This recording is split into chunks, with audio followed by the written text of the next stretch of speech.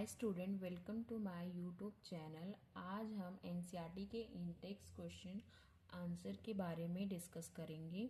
उससे पहले हमने जो कल किया था उसको रिवाइज कर लेते हैं।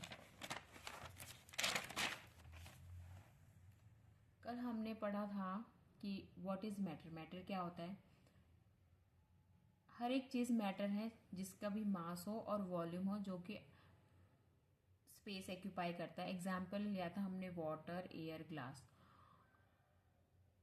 और जो मैटर नहीं है, जैसे कि love, hate, feeling, emotion, smells और पंच तत्व के बारे में डिस्कस किया था। स्काई, एयर, वाटर, अर्थ और फायर। और मैटर किस चीज से मिलके बना हुआ है? मैटर मिलके बना हुआ है पार्टिकल से। वो होते हैं हमारे पास सॉलिड, लिक्विड और गैस। और हमने कैरेक्टरिस्टिक्स ऑफ पार्टिकल्स के बारे में पढ़ा था। पार्टिकल्स जो होते हैं बहुत ही स्मॉल होते हैं, वो एक दूसरे को अट्रैक्ट करते हैं, उनके बीच में स्पेस होता है।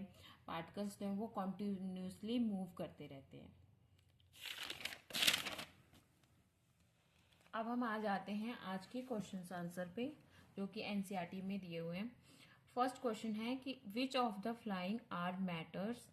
Chair, air, love, smell, hate, almond, thought, cold, lemon, water, smell of perfume. मतलब कि इनमें से कौन से मैटर हैं उसको हमने इसमें बताना है। फर्स्ट ऑफ मैटर कौन सा है हम देखते हैं। मैटर है, फर्स्ट है चेयर,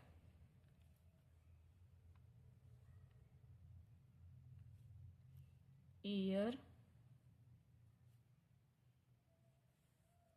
आलमंड, लेमन,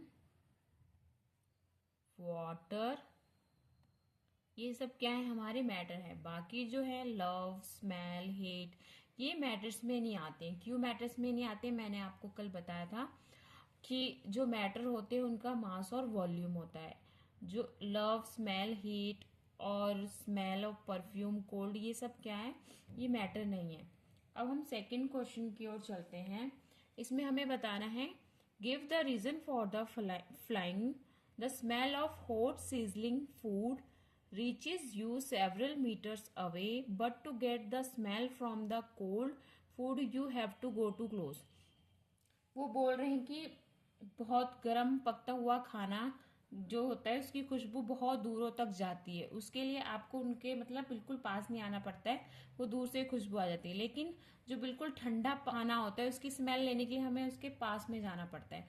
इसका रीजन क्या है? इसका रीजन ये है कि the particles of hot food have more kinetic energy which allow them to diffuse quickly in the air and travel a distance of several meter।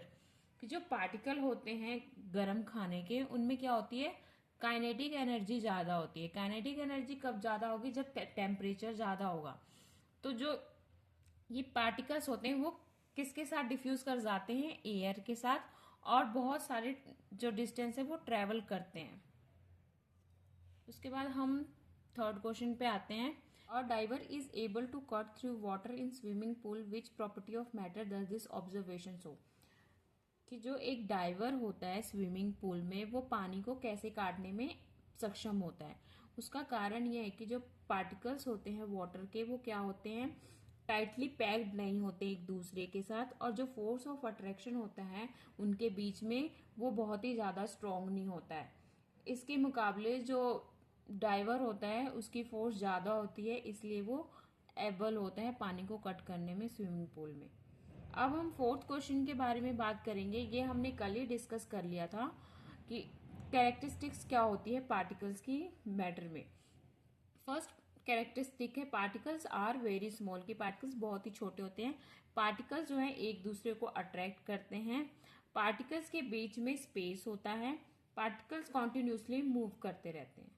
Thank you.